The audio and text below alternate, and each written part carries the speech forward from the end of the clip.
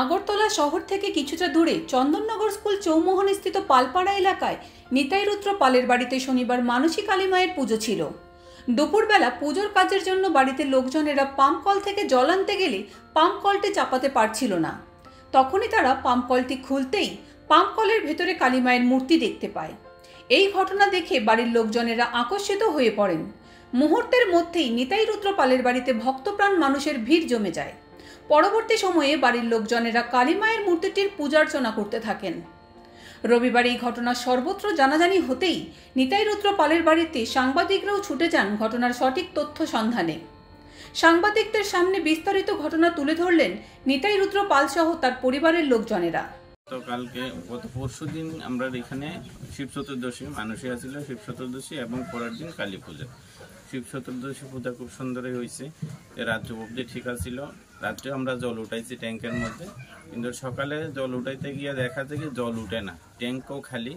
তা আমি যদিও বাড়িতে নাই, আমার নাতি যায় মানুষই হ্যাঁ স্নান করতে সময় এখানে আয়া দাঁড়াইছে, তখন জল উঠে না দেখে হ্যাঁ অনেকক্ষণ হ্যাঁ বাবাও বাজারে গিয়ে আবার ফিরে আইসে, কিরে স্নান করস না করে এতক্ষণ অবধি, জল তো উঠে না।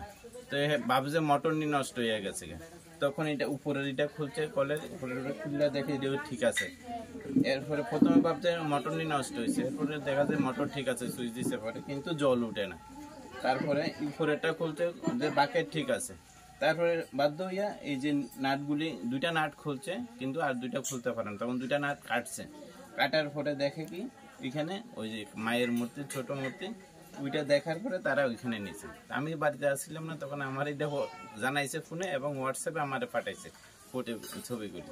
তখন আমি বিকেলে স্কুল থেকে আসার পরে দেখলাম যে এই সব ছবিগুলি আমি আপনারা দিলাম। কালকে আমরা বাড়িতে পূজা করতে আসছিলাম আর কি, এমনিতে একটা মানসিক পুজো আসছিল, মানসিক পুজো করতাম বলেছি। ওখানে পরশুদিন অধিবেশ গেছে, শিব পূজা গেছে, সারাদিন ভালো হয়েছিল। কিন্তু সকালবেলা দেখি কলে জ্বলাই না, মোটর লাগাইছে জ্বলাই না, দুই তিনখানে ট্রাই করছে জ্বলাই না পরে দিয়া জামাইয়া কি করছে মোটরটা খুলছে, কলটা খুলছে, খুললে প্রথম এটা খুলছে, এটা দেখা যায় কিচ্ছু নাই। তখন ওই নাটটি খুলছে, এই নাটটি খোলার পরে নিচে লামাইয়া এটা ওয়াশারটি দেখতেছে। তখন ওই আমার নাতি আইছে, যে নাতির মানুষই পূজা করতেছে, এই নাতি আইছে, নাতি হওয়ার পরে দেখে এই জায়গাতে একটা চিকচিক করতেছে। তখন হইতেছে বাবা ইয়ানি দিকে একটা কি চিকচিক করতেছে। এমনি ওই আমার বাইজি আইছিল, বাইজিয়ে খুলে টাইনিয়া হনরো জনে টাইনিয়া খুলে ওইরা নিয়ে দেখাইতেছে, হয় দেখেন এই একটা মুক্তি পাইছি। তো না দেখাচ্ছে করে আমরা সবাই দেখিয়া জয় জোগাড় দিয়া নিয়ে আমার মন্দিরে যেতে মন্দির তোলা হয়েছে এনে নিয়ে রাখছি। আমরা আমাদের বাড়িতে মানে এর আগের দিন শিব পূজা করছিল, মানে সেদিনকার সারা মানে রাত্র 12টা-1টা অব্দি জল আসছিল। তারপরে সকাল 8টা, এরপরে দেখে জল নাই, ডামেও জল নাই, কোনোখানে জল নাই। এরপরে আমি বাবারে কইছি জল নাই ঠিক করতো, এরপরে উপরেরটা খুলছে, এরপরে কইছে উপরেরটার ভিতরে কিছু নাই, এরপরে নিচেরটাও খুলছে, নিচেরটা কিছু নাই। এরপরে 5-এর মধ্যে দিয়া আমি কইতাছি বাবা এটার ইতে কি চিকচিক করতেছে দেহ।